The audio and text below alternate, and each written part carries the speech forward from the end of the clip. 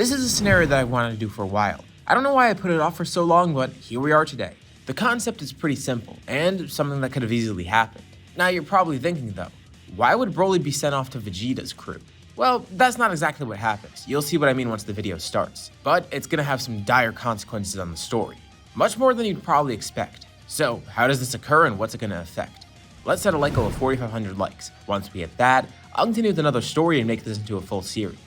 Anyways, let's begin discussing what might have happened if Broly joined Vegeta's crew. So first off, we start with the normal backstory that happens in the Broly movie. King Vegeta decides it's best to send Broly off the planet. His power seems way too strong and they don't really want him here. Besides the fact that he views his son as superior, he also does see Broly as a threat. So Broly is sent to Vampa like normal, meaning Paragus chases after him. And this is where things begin to change. With Paragus going after Broly, they kind of want to stop that. They don't want him finding Broly because what happens if he finds him and then brings him back here? Thankfully, they already have some units out in space. So from planet Vegeta, they send a signal to Nappa. Him and whatever crew's out in space needs to stop Paragus. Now at this point, it's really just Nappa and some random Saiyans. Vegeta and Raditz probably aren't with him just yet. But they are going to be soon. And since Nappa is going to be with Vegeta, King Vegeta does trust him with this task too.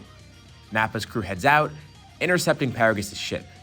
They force it to land on a nearby planet and see Paragus on there with Beats. Now Beats isn't the issue, so they just leave him aside, telling him to head back to planet Vegeta. Paragus asks what the hell they're doing, and Nappa says he already knows. He's going directly against orders, and he's basically deserting the Saiyans. He's betraying them. Paragus is infuriated, and no more words are exchanged. A fight begins between Paragus and Nappa, and this fight would actually be pretty even. Paragus was decently strong and a decently high-ranking member of the army. And right now he's definitely in his peak. Nappa's also a high-ranking official too. I'd say he probably isn't as strong as he is in the Saiyan saga, but pretty close. And for the sake of that, we now have an even battle here. Nappa knew this would be tough, but he's glad. He's been itching for a good fight. A battle ensues, and Nappa commends Paragus' power. It's too bad he's gonna have to kill him here. Paragus says it's not gonna be as easy as he thinks. But it becomes clear as the fight's going on, the two are just dead even. They're gonna need to up the ante somehow. And Paragus does exactly what Nappa was hoping for. He tries to create an artificial moon. Now, this cuts his power dramatically, meaning Nappa has the upper hand. Paragus is doing this out of desperation, and he's gonna try and remove Nappa's tail. But luckily, Nappa's not the only one there. There are other Saiyans. Paragus isn't too concerned about them though, they're not too strong. He throws the artificial moon in the air, and then immediately lunges towards those other two Saiyans, just to make sure he doesn't have to worry about them. But as he does, he lets his guard down for a second, and he feels a sharp pain in his back. He turns around, and he sees Beats there holding out a gun. He shot off Paragus' tail. Nappa laughs, looking up at the artificial moon as well.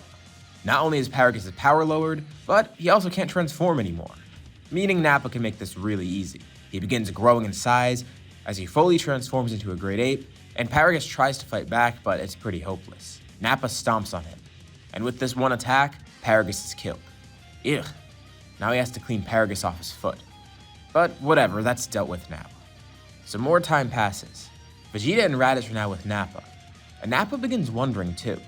There was that one other Saiyan that was out in space, the one that Paragus was looking for. It's on his mind, but he doesn't really have any reason to pursue that, until planet Vegeta is destroyed. Seemingly all the Saiyans are wiped out, except for Vegeta, Nappa, and Raditz. But there are a few others spread about that they know of. For one, Raditz has a young brother sent somewhere, although he's probably too weak to even help them now. Vegeta has the same situation, knowing that Tarbell is out there somewhere. But Nappa actually has the perfect idea of who to recruit first. An abandoned Saiyan. One who was abandoned because of his power. It might be risky, but now that they have less Saiyans, this is really their only shot. They need as many people as they can gather. He just has to figure out where Paragus was heading to. It was some remote planet that was supposed to be hostile. Maybe the kid's not even alive anymore. But Vegeta says he's a Saiyan. He will survive. In their free time while in the Frieza Force, they begin researching these different planets. And at one point, they do fly by one where they sense a strong power. Their scouters are going haywire, but then they just go back to normal. Could this be where he was headed? And Nappa vaguely remembers. This was kind of in the direction where Paragus was headed. Of course, that was a few years ago, and planets change, so he doesn't know for sure, but it seems like a good bet. This is somewhere in the same system where they stop Paragus. So, they descend on the planet. Utilizing scouters, they are able to track down someone. It's a Saiyan child. Somehow, he survived all this time. It's amazing. By instinct alone, he was able to live off the land here, killing the creatures and eating them. Of course, he's completely feral. No one was here to raise him, and all he knows is how to fight. He can't even speak. So they approach with caution. They know that his power is fluctuating, which is good for them because they could use that against Frieza. But also at the moment, this kid is dangerous, and they need to keep that in mind. And even though they try and approach him as gently as possible, that's not really going to work. BROLY would probably still view them as a threat, seeing 3 random people appear here out of nowhere. Nappa tries his best to calm the kid down. And with his power fluctuating as well as his anger, Nappa's concerned. So he does something that's definitely going to work. He grabs onto BROLY's tail, which is luckily still a weak point. This essentially stops him in his tracks. And just to be safe, Nappa also rips the tail off. Can't have him transforming into a great ape or anything. BROLY is knocked unconscious. And now they need to figure out what to do with him. Well, it's good that they found him at least. This means they have another Saiyan. But now is the task of actually taming him. He's completely feral. And they know once he wakes up, he's probably going to attack them again. They need to show him that they're friendly. Well, as friendly as Saiyans can be. More like they're comrades with aligned interests. Thankfully, Nappa's already had to kind of raise 2 kids. So he does have some experience, but this is different. They take him back to the Frieza Force. And Frieza gets word of this immediately. Another Saiyan was out there, surviving the explosion of planet Vegeta somehow. He must have been sent away, banished from the planet or something. And you know what? Frieza's gonna allow it. It wouldn't hurt to have another Saiyan in their army. Of course, even though he was worried about the Super Saiyan rising up, I mean, it's just a kid. And what, it's 4 Saiyans versus 3 of the ones that they had before? Not really that big of a deal. If a problem does arise, Frieza will handle it. And if he does try and get rid of this child now, it'll raise suspicion amongst the other Saiyans. They already kind of suspect that Frieza was responsible for this. But getting rid of BROLY would just kind of confirm that, showing them that he wants to get rid of the Saiyans for good, eradicating every last one of them. Both parties are remaining incredibly cautious. Frieza is trying to make sure the Saiyans don't see through his facade, and the Saiyans are trying to act loyal when really they're planning to overthrow Frieza. It takes a while for BROLY to adjust. First, they need to teach him how to speak and everything. Thankfully, he gets adjusted to the Frieza Force pretty well. I mean, there's actual food here, there's water here, which he's never had before, and everyone here isn't trying to kill him immediately. Well, some might. But unlike Vampa, this is a surprisingly friendly environment in comparison. He slowly gets adjusted, mostly sticking with the other Saiyans. Of course, Nappa's never going to mention Paragus or anything, nor are Vegeta or Raditz because they heard of that story from Nappa and they think it's best not to tell BROLY. It's pretty obvious, but they tell him the rest of the history of the Saiyans and what they're trying to do. And BROLY's actually up for it. If this guy, Frieza, is responsible for destroying their planet, well, he'll be glad to help kill him. He just wants to know, why did he end up on that planet in the first place? Why was he not on planet Vegeta? Nappa and everyone comes up with some lies, saying that it was all Frieza's fault. Maybe he sent him away because he was scared of BROLY's power.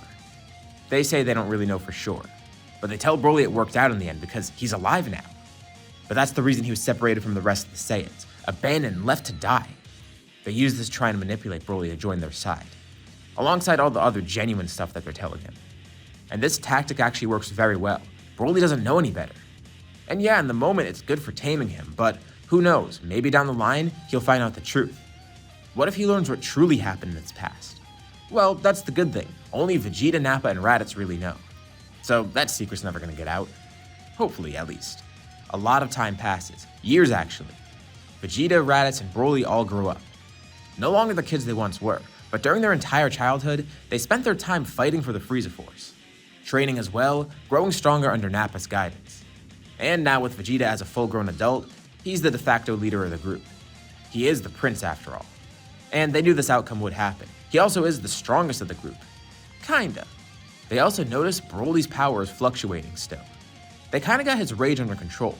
And in his base, he's very powerful, actually the second strongest right behind Vegeta.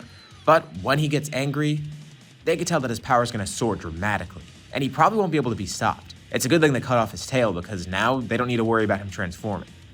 Maybe, at least. But also there's another thing to consider. BROLY's not the only one that benefits from this training, because the people that train with him are going to get stronger as well, having an extra training partner. Especially someone at such a high level.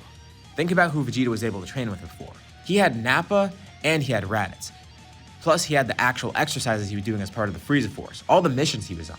For the little training that he could do with them, it wouldn't really be as effective because Nappa's only like a third of Vegeta's strength, and Raditz, he's way weaker than that too. But BROLY, it's someone around his level, and it actually encourages Vegeta to train a little bit more. Of course, he's mostly focused on his missions and such. But in the meantime, the two of them do partake in some training. It is kind of necessary for Broly, and for Vegeta, he kind of wants to test his strength. And this creates a weird situation with Raditz. He's left behind. The rest of the group doesn't really care about him. He is weak in comparison to them. Like, they do stick with him because he's a Saiyan, but he's kind of a fourth wheel here. I mean, Nappa's kind of third wheeling, but since he still is decently powerful and he did raise Vegeta and Broly, his help is still needed, but Raditz, Vegeta secretly kind of views him as expendable, dead weight even. And as more and more time passes, this becomes a lot more apparent. He even goes on missions alone, not even working with the Saiyans anymore. The other three are so far ahead of him. Granted, Raditz is a little bit stronger due to his connections with Broly. Again, having that extra training partner really helped the rest of the group. But it was only a marginal increase in strength because he's kind of forgotten. And that gives Raditz feelings of resentment. First, it was just Frieza that they had to deal with, working for someone that they hated. But now he's also working for another person that he hates, Vegeta. And Raditz actually has the perfect idea in mind, and a great way to disguise it as well. He's going to recruit Kakarot. Sure, Kakarot might be weak, but he could use Kakarot's power in order to overthrow the Saiyans and Frieza in general. Maybe if the two of them work together, they could slaughter this entire army. And Raditz knows that if he doesn't act now, he's probably going to be disposed of by Frieza or maybe even Vegeta himself. He's getting more and more paranoid, but he has the perfect cover for this. He tells Vegeta that he's going to go seek out another Saiyan, his brother. It'll be great to have another person in their group, and they could really use it now. Of course, the four of them are strong enough, but imagine what they could do with 5 Saiyans. Sure, whatever. Obviously, Vegeta's not going to question this, and if anything, he's going to welcome it. Best case, they get another Saiyan on their crew. Worst case, they get rid of Raditz for a bit, not having to worry about that dead weight. So he tells Raditz go ahead. Perfect, just as he expected. Raditz heads out to Earth, ready to recruit Kakarot. No longer is he going to be looked at as a weakling. I mean, his brother's a fellow low-class warrior, but he still should be decently strong. He expects that when he arrives to this planet, it'll be completely wiped out with Kakarot being the only one there. And Kakarot's probably around his strength too. Sure, he was weak at birth, but they could change that if the two of them train together extensively. Their abilities as Saiyans will help them overcome the others. But things don't really go according to plan. When Raditz arrives on Earth, well, the introduction goes pretty much the same, and so does everything else after it. This leads to a fight between Raditz, Piccolo, and Goku. But there is one major change here. Remember I mentioned, Raditz is stronger, even though it's not a lot. But what might seem like a marginal increase in strength for the Saiyans is a huge increase in strength in comparison to everyone here on Earth. When Piccolo is about to land the finishing blow on Raditz, it does hit him directly, but it doesn't do as much damage as it did before. And also, because of Raditz being stronger, the beam doesn't even penetrate him. Goku's confused, he expected this to kill him, but it didn't. Raditz still does have a gaping wound in his torso. But it didn't go all the way through and it didn't hit Goku. Goku's actually alive. Ironically, Raditz being stronger actually helped protect Goku here, ensuring that he didn't die. But even with this gaping wound, Raditz stands up, still ready to fight. He tells them he can keep going at this. If they're not going to join them, they're going to die here and now. He sticks out a hand, preparing to make an artificial moon. But then he sees a blinding light. Goku and Piccolo hear a familiar voice. It's Krillin, utilizing a solar flare. A vehicle lands nearby, with Krillin jumping off the roof of it, and Tenshin on the side of it also jumping out as well. Krillin tells them to attack now, so Goku and Piccolo rush towards Raditz. Ten also launches a Kikoho, injuring Raditz greatly and also holding him in place. And as the beam finishes firing, he's attacked by a collective effort from Goku and Piccolo. He's also bleeding out, still being injured from Piccolo's attack. And slowly but surely, he is beaten. But as he lays there on the ground dying, he laughs. The Saiyans are going to come and get revenge for him. He warns Goku of the Saiyans arriving soon, and tells him they're hopeless to fight against them. And no one ever finds out about Raditz's plan. They never knew about his plan for betrayal against the Saiyans, just the fact they wanted to overthrow Frieza. That secret dies with him. And now, there's an incredibly big issue. The Saiyans are heading to Earth, which includes a stronger Vegeta and Broly. But there is one good thing. Goku survived here, just barely. Things are going to definitely change a lot in the next part. So this is where we're going to leave off for now. What'd you guys think about this intro? As always, if you liked the video, be sure to drop a like. And let's try and hit that like goal from the beginning of the video so we can get another part of this series. If you haven't already, why not subscribe? Anyways, thank you all for watching, and I'll see you all in my next video.